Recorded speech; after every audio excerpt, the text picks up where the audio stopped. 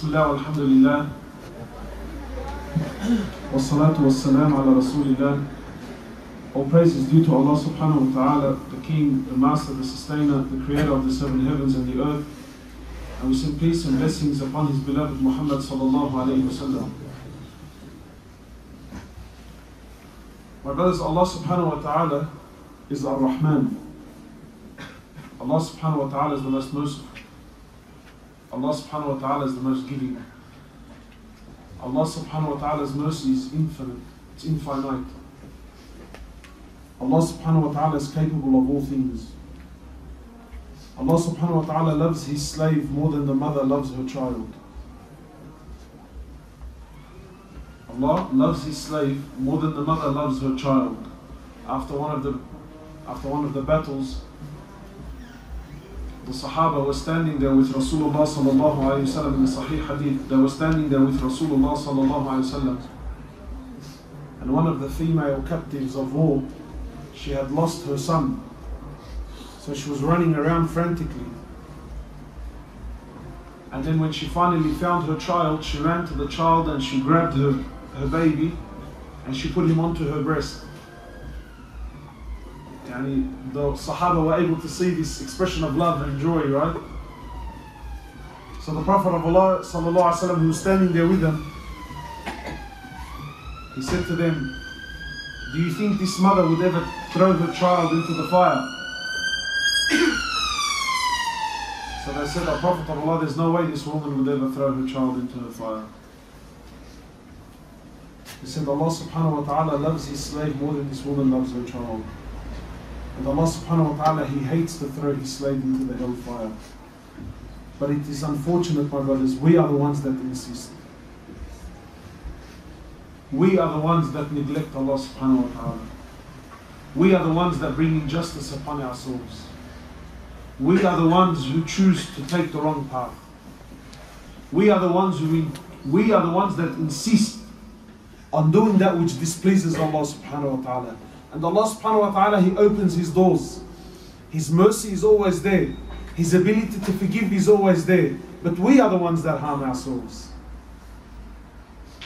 That's why, my brothers, on the day of resurrection, when you and I will stand in front of Allah, no excuses will work on that day. Allah's rahmah, Allah's ability to forgive, my brothers.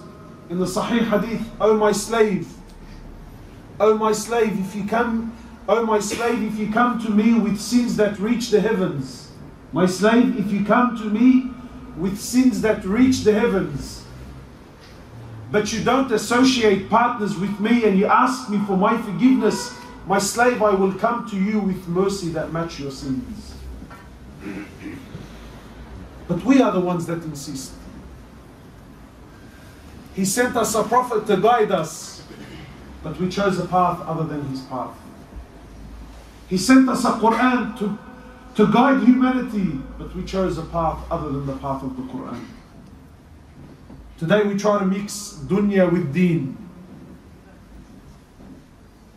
Today we're trying to mix dunya with deen. It doesn't work that way. There's only one path to Allah. There's only one way you can reach Allah subhanahu wa ta'ala, and that's the way of Rasulullah sallallahu alayhi wa sallam. His path was the only path that Allah chose that path. And anything other than the way of Rasulullah sallallahu alayhi wa sallam, it will lead you to your destruction. So my brothers, Allah subhanahu wa ta'ala's mercy is there. But we choose to harm ourselves, and we choose to neglect ourselves, and we choose. So my brothers, in short, this topic is about the month of Ramadan. My brothers, the greatest month of the year is only maybe about 19, 20 days away. A month that the Sahaba used to prepare 6 months in advance for.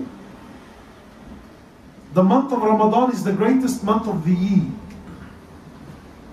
What is available for the believers in the month of Ramadan is not available in any other month.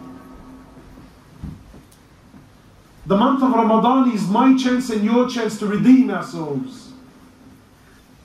The month of Ramadan is the month that you and I can finally get ahead. The month of Ramadan, my brothers, if you deal with the month of Ramadan correctly, if you give the month of Ramadan its haqq and its rights, wallahi, my brothers, you will go from zero to hero in the month of Ramadan. The month of Ramadan is the month of the believers. It's the month of Allah subhanahu wa ta'ala where you can reach Him. You see, my brothers, every single act of ibadah, every single act of worship, we know its reward. Or at least we have an idea of its reward. Everything we've been told, that if you give charity, Allah will do this. If you pray, Allah subhanahu wa ta'ala will give you this. If you look after your mother and your father, well, Allah subhanahu wa ta'ala will compensate you. Every act of worship we've been told about, except for the act of fasting. Allah subhanahu wa ta'ala says, fasting is for me, and I shall reward him. I shall reward it accordingly. For the one that fasts, there are two celebrations. The celebration of when he breaks his fast, when he sits down with his family and he breaks his fast, that's the first celebration. The next, the Prophet of Allah says, the next celebration is when you stand in front of Allah and you see the reward of that day that you fasted. Such is the month of Ramadan. The month of Ramadan is the greatest month of the year. The month of Ramadan is the month that every single one of us should be waiting for anxiously. Because the truth is, many of us will not make the month of Ramadan. You know, I've given the talks of Ramadan many times. Sometimes it's 2 weeks before, sometimes it's a couple of days before. I remember a few years back home in Sydney, we had a brother with his cousin and a girl in the back. They had a car accident the night before Ramadan and they all died. So the reality is you and I haven't been promised anything. The month of Ramadan, my brothers, is the greatest month, and wallahi, if Allah allows you to see the month of Ramadan, this is a big sign of Allah's love. But the question is how are we going to deal with the month of Ramadan? Is the month of Ramadan going to be like every other month for you and I?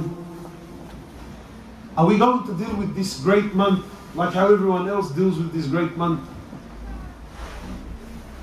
You see, my brothers, the reality is the month of Ramadan is the month of fasting. It's the month of Quran. It's the month of Salah. It's the month of Tahajjud. It's the month of Taraweeh. It's the month of charity. It's the month of piety. It's the month of i'tikaf, seclusion.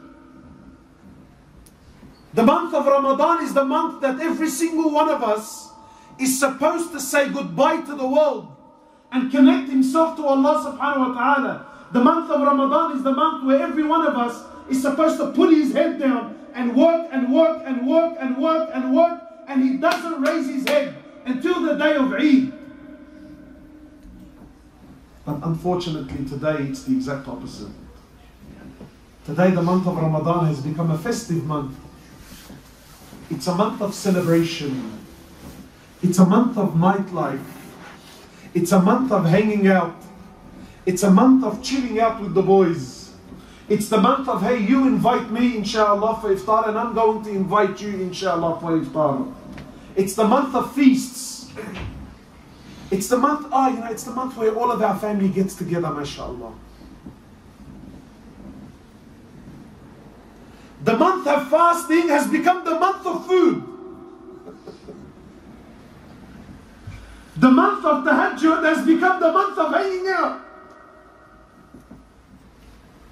The month of the Quran has become the month of gossip. Did you see? Did you hear? Did you go? Did you come? Tell me what's happening. Tell me what's on the ground. And Muslims, religious Muslims now, we wait for the month of Ramadan. Brother, I love the month of Ramadan. MashaAllah, why do you love it? There's just this buzz in the air. And Allahu Akbar. And what do you do with this buzz? I do anything and everything except which Allah subhanahu wa ta'ala wants me to do. You see, my brothers, one of the names of the day of resurrection is the day of regret. One of the names of the day of resurrection is the day of regret. Why? Because on that day when you stand in front of Allah subhanahu wa ta'ala and you realize the opportunities that Allah gave, the chances that Allah subhanahu wa ta'ala gave, the amount of time that we wasted, the amount of bounties and blessings that Allah gave me and I rejected, you will see the weight of all of this when you stand in front of Allah subhanahu wa ta'ala. Today, now, when you and I think of last Ramadan, the Ramadan that, yeah, it came and I didn't do much. Now, today, when you and I talk about it, big deal, you know, better luck next time. Habibi, now you can have that conversation. But when you stand in front of Allah subhanahu wa ta'ala and you realize the opportunity that Allah gave you and you realize how you wasted it, Allah says on that day people will be biting on their fingers. That's the day. That's the day when the young child, his hair will go grey.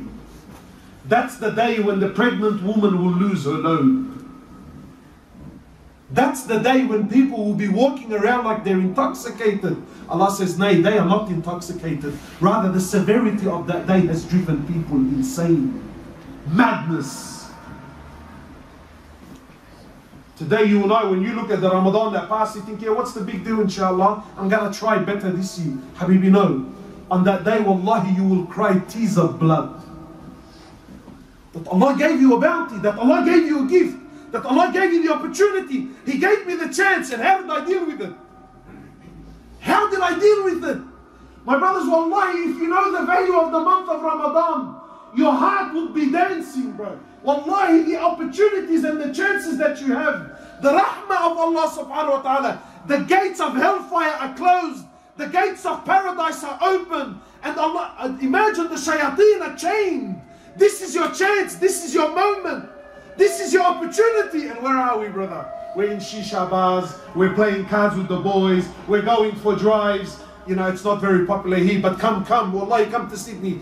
Religious brothers, they fish from Isha all the way to Fajr. And we sleep all day. Why? Because the month of Ramadan has become a month of burden now. It's become a month of burden. Hanging out with the boys, catching up with friends and family. It seems nice on the outside, trust me. It seems very nice. The month of Iftar, you invite me and I invite you. And who cares about Maghrib in the masjid? And who cares about Isha in the masjid? No, let's sit down and chit chat. We can do this all year round. You know, I can invite you all year round. All of a sudden now, all the invites of the world, they fall in the month of Ramadan. Do you think this happens by chance? Do you think Shaitan hasn't planned this for centuries to destroy this ummah? You know, wallahi, it's enough that we're all cracked all year round. Then the one month that Allah is basically giving you a free ticket. What do we do with it? What do we do? We waste it with it. Yeah, halal things, it's not haram.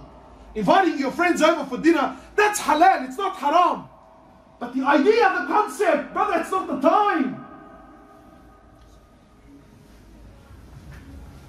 Personally, this is not a sunnah. Personally, for me, the month of Ramadan, forgive me, the hell with my wife, the hell with my kids, the hell with my friends. Habibi, this is my month. Please leave me alone. Don't invite me. Don't call me. Don't text me. I'm not interested. Leave me alone. This is my chance, man.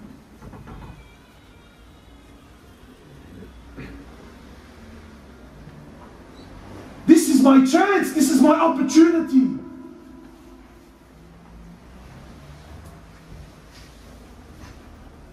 I tell my wife, no cooking in the month of Ramadan. Basic foods, bro. Basic foods. Any food that takes more than half an hour to prepare, I'm not interested in it. Today, in the month of Ramadan, our wives get together and they spend hours in the kitchen. Hours is what you have no idea, my brothers. You know, let me tell you something. You know, lately I've been saying this to the brothers. You know what's killing this ummah? It's not haram. Haram is not killing the ummah. Haram, we already know what's haram. Haram is haram, it's clear. There's always guilt when you do it. You know what's killing the ummah? Halal is killing this ummah. It's halal things that are wasting our time, wasting our efforts. Yeah, it's halal. No shaykh can tell you it's haram. But it's lahu, it's wasting your time. It's killing this ummah. Foods that take hours to prepare. It's halal. It's halal. Of course you can eat it. Nothing wrong with it. But the idea, my wife wasted hours in the kitchen cooking me food. Hours. We have a particular dish back home in Sydney. I am convinced it's haram to eat. I'm convinced it's haram to make.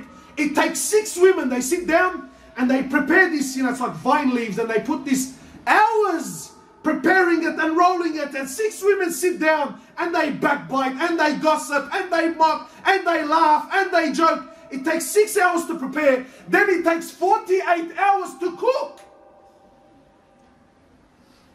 48 hours to cook.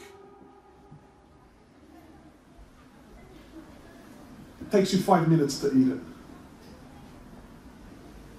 Yeah, it's halal, of course not haram. It's like poison, even a small dosage, it's going to kill you, it's poison, we know. He says halal is like medicine. The right dosage will cure you, but too much of it will also kill you. We're drowning in halal things that are distracting us, taking us away from Allah subhanahu wa ta'ala. Lahu, wasted time, bro, wasted time. Wasted time. The month of Ramadan is the month where, Habibi, I'm not interested. The month of Quran, the month of dhikr, the month of, bro, the month, your heart, your soul's been trapped. Your soul has been drowning in dunya and wasting time. Your soul has been drowning for 11 months. Then this 1 month, this one opportunity, bro, your chance to reach levels, your chance to reach Allah subhanahu wa ta'ala. Having what? Shayateen are chained. What else do you want? Shayateen are changed. Chained up. For the Sahaba, knowing that the Shayateen were chained were a massive thing. But today you and I, Habibi, what? My nafs and my desires are far more severe than shaitan. That's why in the month of Ramadan, shaitan is chained, but there's no change in our community. Why? Habibi, because what I carry inside me, even shaitan is impressed. We've built nufus, egos, luxuries in life. Even shaitan, he can't compete with you sometimes.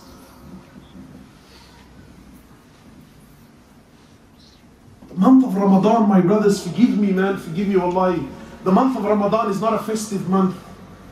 It's not a month for dancing and singing and making sweets. We have sweet stores in Sydney, we have sweet shops that are traditional.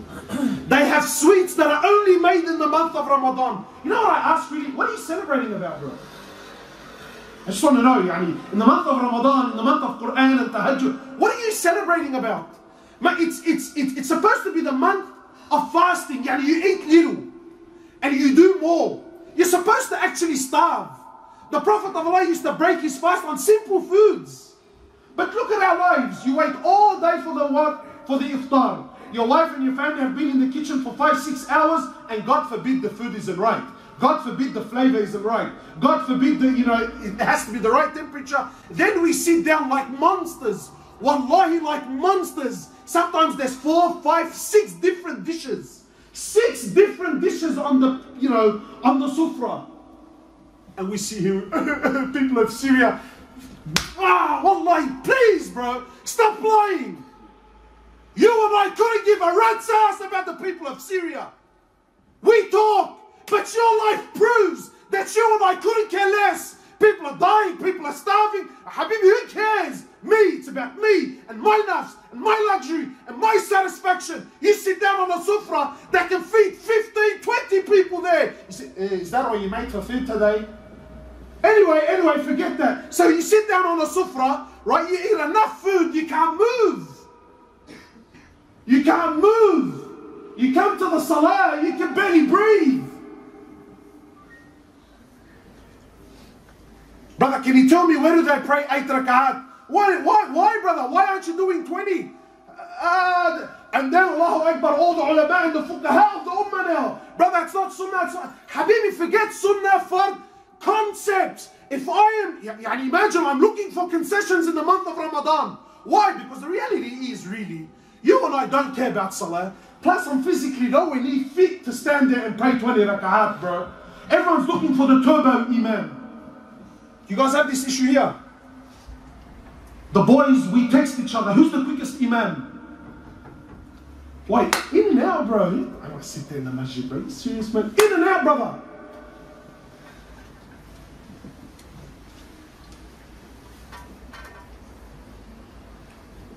Sometimes, wallahi, I ask myself,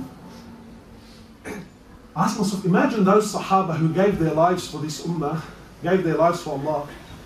Imagine they were able to see this generation now and see what they gave their lives for.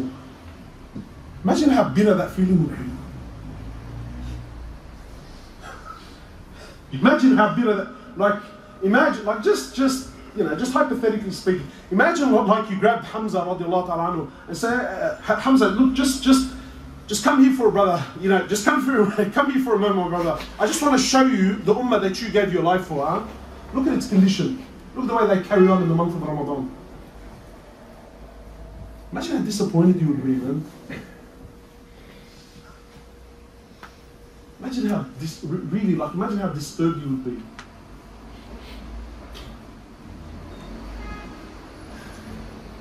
And wallahi, my brothers, what I'm sharing with you, it's not like, sometimes I tell brothers, brother, go hard, don't waste your time, get off your phone, it's about Quran. And sometimes, I know, brother, but I get motivated for a couple of days, but for 30 days, Habibi, 30 days, wallahi, 30 days, they fly, bro, they fly. They fly. But because we have no program, we have no schedule, we have no God-fearing people around us that we can hang out, get some advice from them. What should I do? How should I spend my day? You don't have any plan, within the first 10 days, what do I want to achieve? In the next, 50, Habibi, it's just whatever, bro. Kullu meshi, kaz, kullu meshi. That's why the month of Ramadan comes, the first few days, people are praying outside, and then it's what? Gone. No one to be seen. It's like Allah doesn't exist anymore. It's like that. The Quran all of a sudden has vanished off the shelves, right? Everyone is gone. Where are we now? Now we're in shisha bars, we're hanging out, we're going for job. Yeah. Halal, brother. Enjoy. I'm not saying it's haram. I don't want anyone leaving saying, hey, Hoblos said this is haram. No. Enjoy, inshallah. Have fun with it, bro. Right? Oh, the whole month.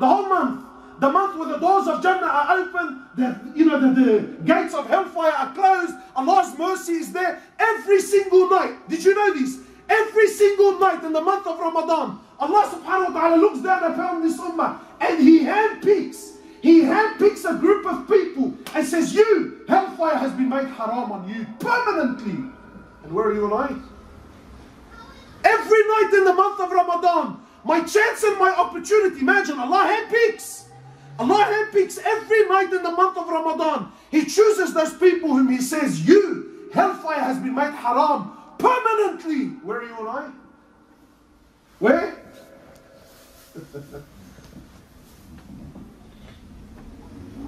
We're having fun, man. I'm going to this restaurant and that restaurant and this bar and that bar and this cafe and that cafe. Like the month of Ramadan is this big, it's like this big party. You come to the Muslim streets in the month of Ramadan. And yeah. While it looks very nice on the outside, it looks like, look, everyone is, you have no idea how much. You see, Shaitan has worked so hard. In the month of Ramadan, he actually needs the vacation anyway. Shaitan can be chained up in the month of Ramadan, and trust me, Habibi, he's like this. He's kicking back, having a cup of coffee, he's looking at us and he's laughing. You know why?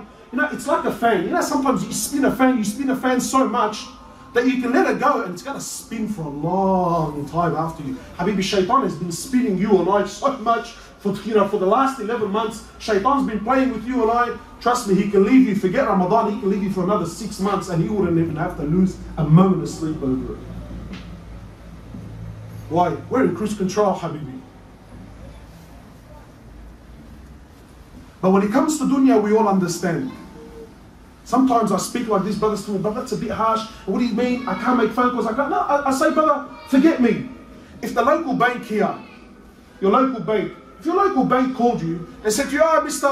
Muhammad Khan, whatever your name is, brother, subhanAllah, we've chosen you from our database. Today the bank is feeling generous, We've chosen you from our database. We want you to come into the bank today. We're going to take you downstairs to our vault. We're going to open up the vault and we're going to give you 2 hours, Mr. Khan. We're going to give you 2 hours, Mr. Khan. Come into the vault, 2 hours. Do as you please. Take what you want, when you want, as much as you want.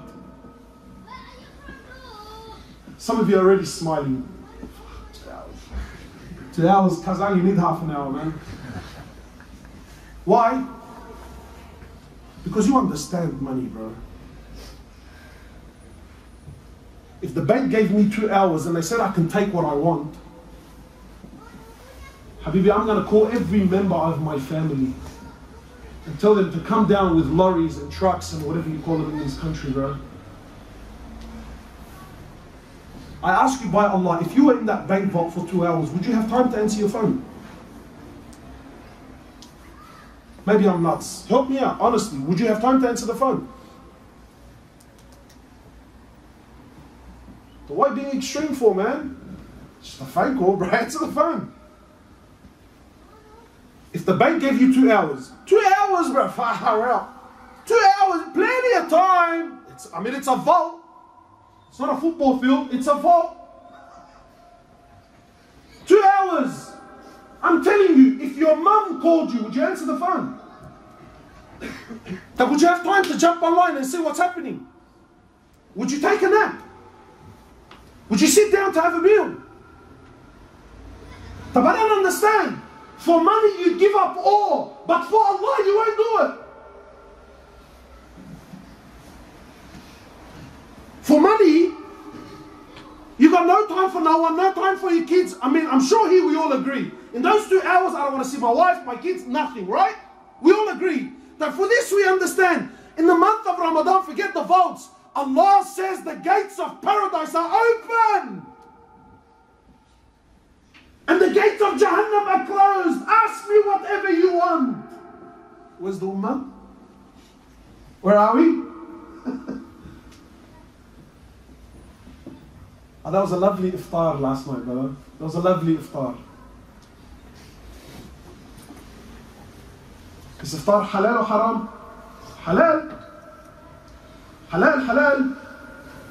I don't want anyone leaving saying, Hoblos was saying in the masjid that, iftar is a haram. No, it's perfectly halal. But you know as well as I do, most of our iftars, where are you praying your maghrib? When you're invited to someone's house and you're having your iftar, where are you praying your maghrib? Be honest with me, where? At home. For the last few years I've been telling brothers, brother, in the month of Ramadan you should be praying your maghrib in the masjid. They look at me like I'm smoking some sort of weed that's exclusive in Australia or something. Brother, you want me to pray maghrib in the masjid?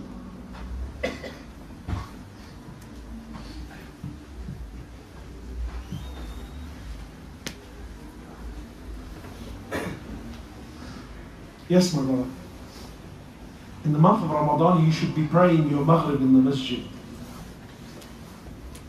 In the month of Ramadan, when the whole world is sitting at the home and sitting in their restaurants and sitting, yes. Brothers, please put your phones away, please. No one to be recording, please. Yeah. In the month of Ramadan, when everyone is at home with their families, with their friends, and the masjid here, there's only 2-3 people standing here. That's where you should be, my brother. You want to taste the month of Ramadan? Try it. Actually, I dare you to try it. Put a policy for yourself this month. Inshallah, this Ramadan, put a policy to yourself that every single maghrib, I will break my fast on 3 dates in the masjid. I will pray my masjid, I will pray my maghrib namaz and then go home and see the difference, bro. Start teaching your wife and teach your children and teach this monster of a nafs that Allah and His Prophet come first. But you get the feeling, you come to the masjid, there's no one here. Everyone's at home.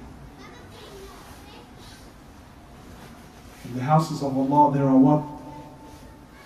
Rijal, men.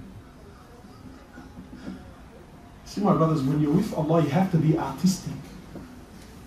To worship Allah when everyone else is worshipping you doesn't make you special, trust me. Why is the tahajjud so important? Really, why is it in the last third of the night Allah is telling us that He descends down to the lowest heaven? Why? Why not descend down in peak hour when everyone else is awake?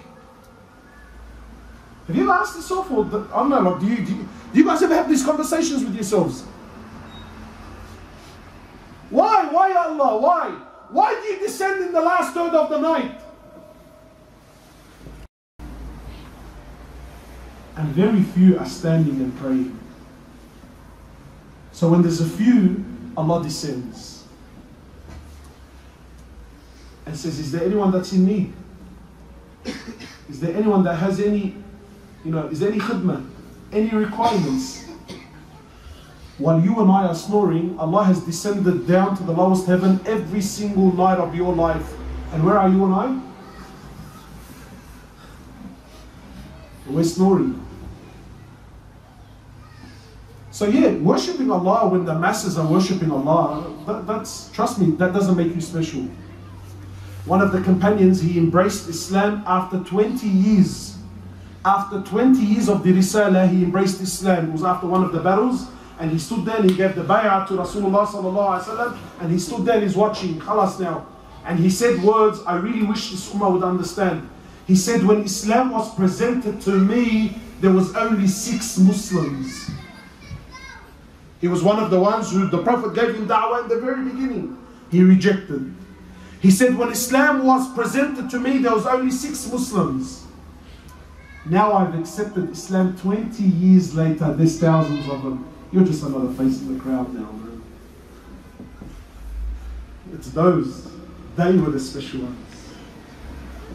The 313 that attended the Battle of Badr, the 313 that attended the Battle of Badr, they're not like anyone else. In fact, so much so, Jibreel alayhi salam, he asks Rasulullah sallallahu alayhi wasallam, and he says to my Prophet of Allah, the 313 that were with you in Badr, what do you say about them? What do you say about them? So the Prophet of Allah, he says to him sallallahu alayhi wasallam, he says, we deem those 313, we deem those men that were there in Badr, we deem them to be the best amongst us. Jibreel says, by Allah, the angels that were there for you in Badr, they're the best of the angels in the heavens. Prestige, brother, prestige. While the ummah is at home waiting to break their fast with 7 different dishes, and you're here in the masjid with only 3-4 other brothers breaking your fast on dates. Habibi, this is how you earn Allah's attention. The month of Ramadan, my brothers, is a very, very, very special month. It's a very blessed month. It's a month that you need. This is your opportunity to reach Allah subhanahu wa ta'ala. This is your chance to redeem yourself. This is your chance to finally connect. This is your chance to block and walk away from everything and all that. This is your chance, but the month of Ramadan should be all about you and Allah subhanahu wa ta'ala. For those of you who are working, you should have put in your leave months ago. Why? Habib, in the month of Ramadan, and again, it's not haram to work. But for me personally, I don't want to work. I don't want to travel. Not interested. This is my chance. Habibi, 11 months of the year, I give it to my wife, I give it to my kids, I give it to my dunya, I give it to my business, I give it to the boys, I give it 11 months of the year. Even the month of Ramadan now as well. Like, leave me alone. The month of Ramadan, you should be like a majnoon, like a madman.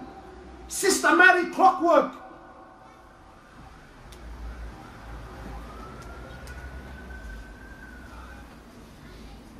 You know why, my brothers? The Prophet of Allah in the Sahih Hadith, sallallahu alayhi wasallam, he stood in front of the Sahaba and he said, may he be destroyed. May he be humiliated. May he be destroyed. May his nose be rubbed in the dirt in humiliation. You know, my brothers, for the Sahaba to hear the Prophet of Allah make dua against someone, this was very, very strange. This was very rare. The Prophet of Allah, he never cursed anyone, never made dua against, like, very rare in the seerah. So for the Sahaba to sit in the masjid and hear the Prophet of Allah standing on the minbar saying, may he be destroyed, may he be humiliated, the Sahaba were petrified. They're thinking, who is this wicked person? So they said, the Prophet of Allah, who is this wicked man that you're cursing? He said, may he be humiliated. The man that lives to see Ramadan, and he lives out the days of Ramadan, and he finishes the month of Ramadan and Allah doesn't forgive him, may he be destroyed.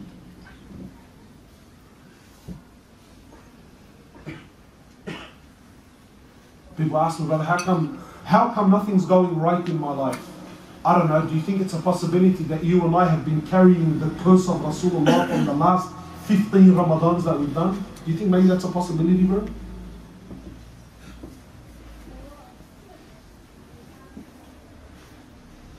My brothers, the month of Ramadan is your month to shine.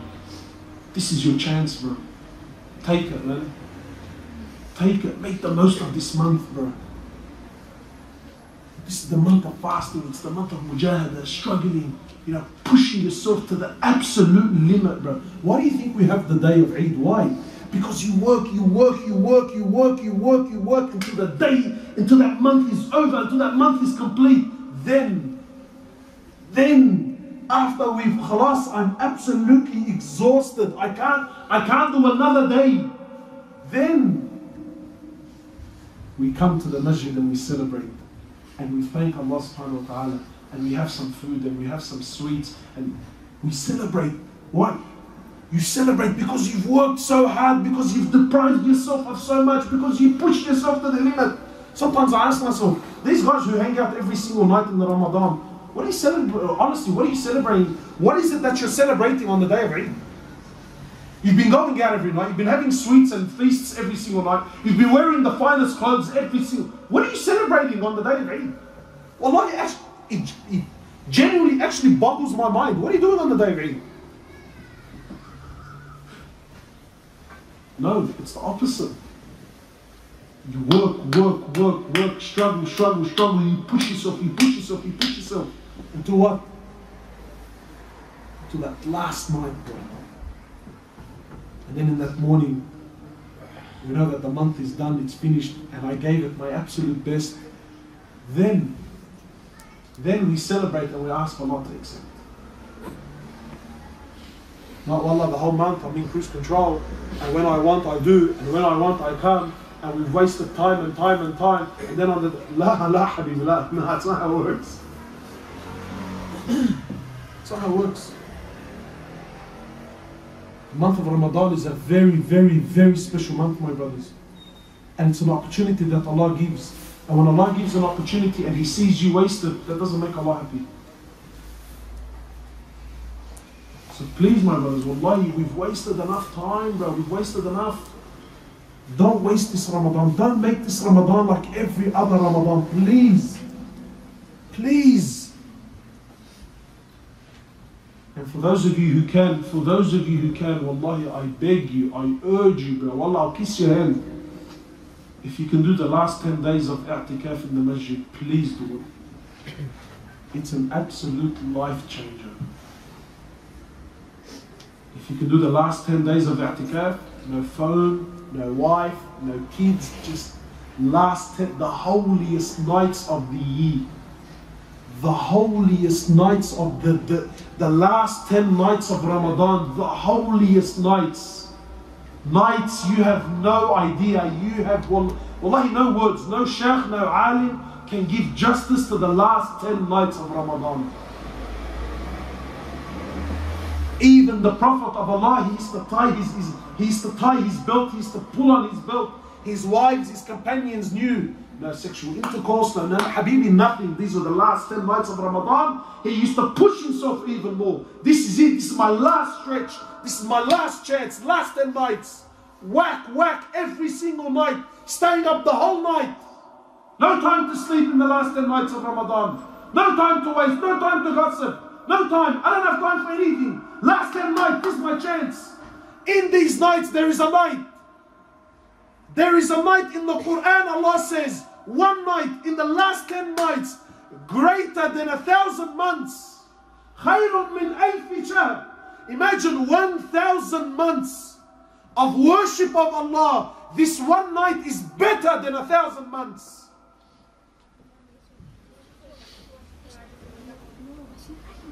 Where are we? We're in Shisha bars, man.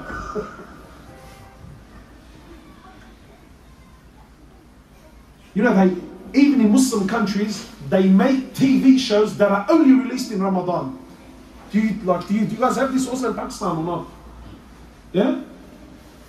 Am I alone? Yes. I think they're too scared to respond. Yes, Uthman? We have a very famous Syrian show called Bab al-Hara. Phenomena in the Muslim world. Phenomena. It's an absolute, wallahi, people wait 11 months for the new series. 11 months to watch. When are they watching? Look at the Habibi, he's been spinning the fan.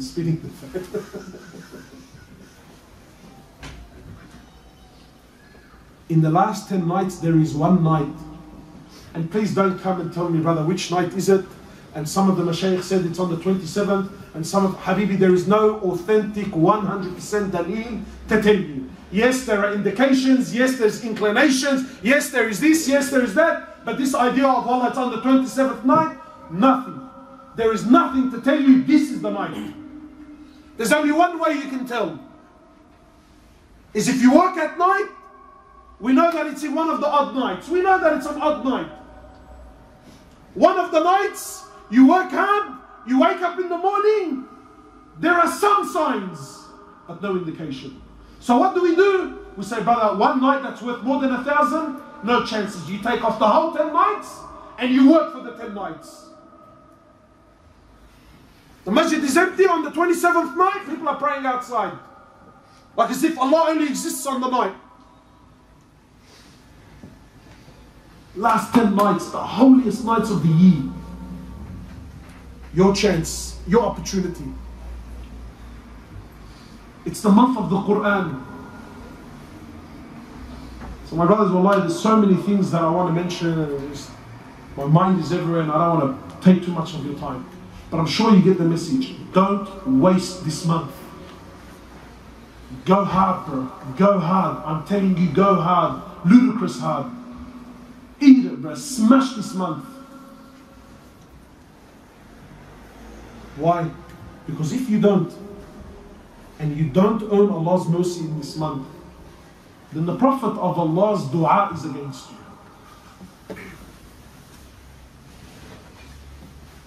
I hope my message is clear here today. And I hope there's no misunderstandings in any way, shape or form.